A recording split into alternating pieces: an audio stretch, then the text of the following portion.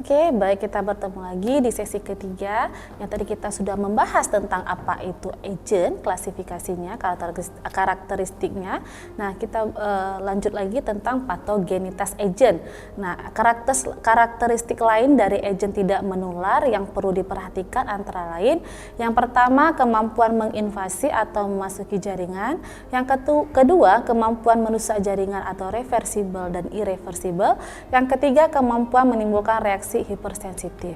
Nah, kedua kita akan bahas tentang reservoir, yaitu yang pertama itu dapat didefinisikan sebagai organisme hidup, benda mati, yaitu tanah, udara, air, batu, dan lain sebagainya, di mana agent dapat hidup, berkembang biak, dan tumbuh dengan baik. Yang kedua, pada umumnya untuk penyakit tidak menular, reservoir dari agent adalah benda mati. Yang ketiga, pada penyakit tidak menular, orang yang terekspor atau terpapar dengan agent tidak berpotensi sebagai sumber atau reservoir tidak ditularkan. Nah, relasi agent ke host itu ada pertama fase kontak, yaitu adanya kontak antara agent dengan host, yaitu tergantung dari yang pertama lamanya kontak, kemudian dari dosis dan patogenitasnya. Kemudian ada fase akumulasi pada jaringan. Nah, apabila terpapar dalam waktu lama dan terus menerus. Kemudian ada fase subklinis. Nah, dikatakan pada fase subklinis adalah pada fase subklinis gejala atau simptom dan tanda belum muncul. Kemudian telah terjadi kerusakan pada jaringan, itu tergantung pada dari yang pertama jaringan yang terkena, yang kedua kerusakan yang tidak diakibatkan, ringan, sedang, dan berat. Kemudian sifat kerusakan reversible dan irreversible atau kronis, mati dan cacat.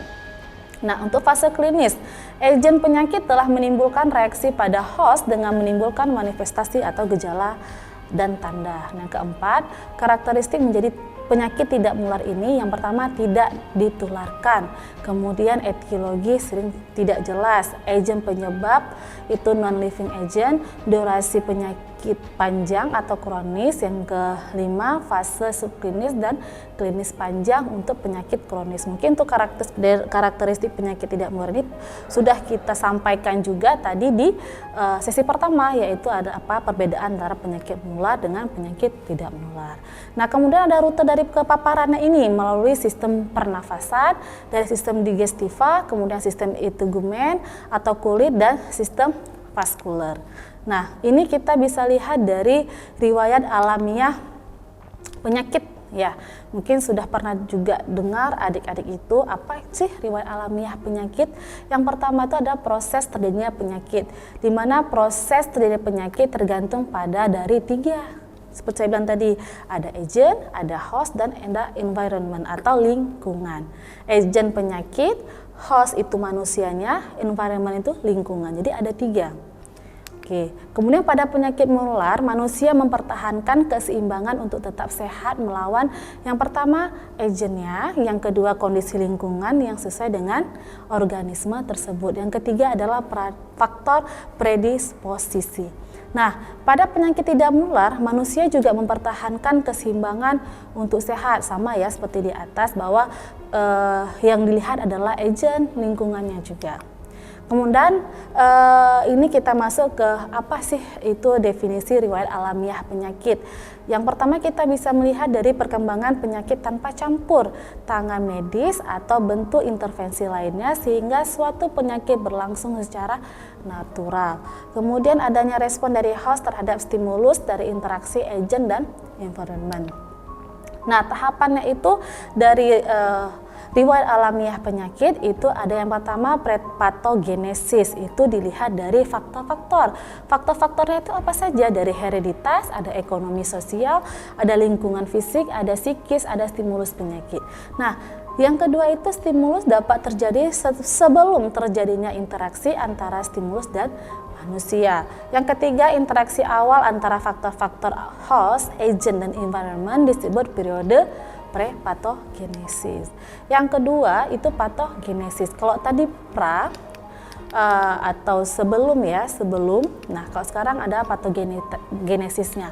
Itu mulai saat terjadinya kelainan atau gangguan pada tubuh manusia akibat interaksi antara stimulus penyakit dengan manusia sampai terjadinya kesembuhan, kematian kronik dan cacar.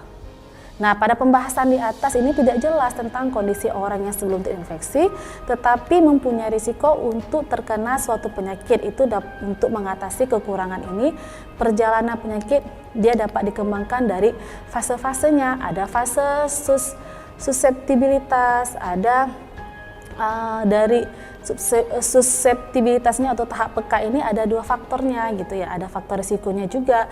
Kemudian bisa dilihat dari jenis kelaminnya. Kenapa? Kalau biasanya wanita itu mempunyai faktor risiko lebih tinggi untuk terkena penyakit dibandingkan yang pria gitu. Nah, kemudian ada umur. Kalau umur itu bayi dan balita yang masih rentan terhadap perubahan lingkungan mempunyai risiko yang tinggi terkena penyakit infeksi, sedangkan pada usia lanjut mempunyai risiko untuk terkena penyakit jantung dan kanker. Lifestyle atau kebiasaan hidup itu juga yang kurang sehat, yaitu seperti merokok tadi, itu punya faktor risiko jantung dan karsinoma paru-paru atau juga bisa kena kanker paru-paru. Sosial ekonomi juga seperti itu. Tingkat sosial ekonomi yang rendah itu dia mempunyai risiko terkena penyakit infeksi, sedangkan tingkat sosial tinggi mempunyai risiko terkena penyakit seperti hipertensi, penyakit jantung koroner, dan gangguan kardiovaskuler. Nah, untuk menimbulkan penyakit, faktor di atas tadi ada beberapa faktor ya, itu dapat berdiri sendiri atau kombinasi dari beberapa faktor. Nah, kemudian kita masuk ke fase subklinis. Tadi ada patogenesis, nah sekarang dapat fase subklinis. Nah, disebut juga fase presimptomatik. Kemudian pada tahap ini penyakit belum bermanifestasi dengan nyata. Kemudian kondisi seperti di atas dikatakan kondisi below the level of clinical horizon. Nah, fase ini juga mempunyai ciri-ciri yang merupakan perubahan akibat infeksi atau pemaparan oleh agen penyebab penyakit masih belum nampak. Nah, pada penyakit infeksi yang terjadi perkembangbiakan mikroorganisme patogen, sedangkan pada penyakit non-infeksi merupakan periode terjadinya perubahan anatomi dan histologi. Nah, contohnya apa? Terjadinya aterosklerotik pada pembuluh darah koroner yang mengakibatkan penyempitan pembuluh darah. Nah, tadi ada subklinis, sekarang kita masuk ke fase klinis. Pada fase klinis ini, itu perubahan-perubahan yang terjadi pada jaringan tubuh telah cukup untuk memunculkan gejala-gejala dan tanda-tanda penyakit. Nah, fase ini dibagi menjadi fase akut dan kronis. Nah, kemudian ada fase konvalesen. Nah, ini apa dilihat dari fase konvalesen? Ini adalah akhir dari fase klinis dan dapat berupa ada penyembuhan, juga bisa menjadi meninggal dunia, kemudian ada sembuh total, sembuh dengan cacat, dan juga penyakit menjadi kronis. Nah, ini salah satu dari beberapa contoh pada fase konvalesen.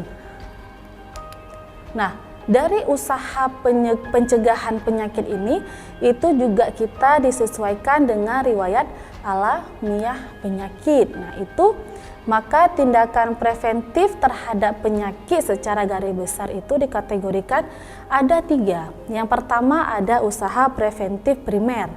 Yang kedua ada usaha preventif sekunder. Dan yang ketiga ada usaha preventif tertier. Nah, bagaimana dikatakan usaha preventif primer? Itu ketika gejalanya itu belum tampak, ya. Jadi kita bisa mencegah sebelum penyakit itu muncul di kita atau gejala itu muncul di tubuh kita. Yang kedua itu masa pengobatan sekunder, artinya apa? Pencegahan ketika gejala itu sudah muncul.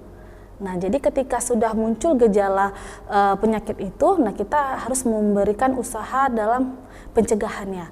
Yang ketiga itu usaha preventif tertier, itu pemulihan, ya, pemulihan yang dari penyakit atau gejala-gejala yang sudah ada di tubuh kita. Jadi harus ada preventif atau pencegahan secara tertier.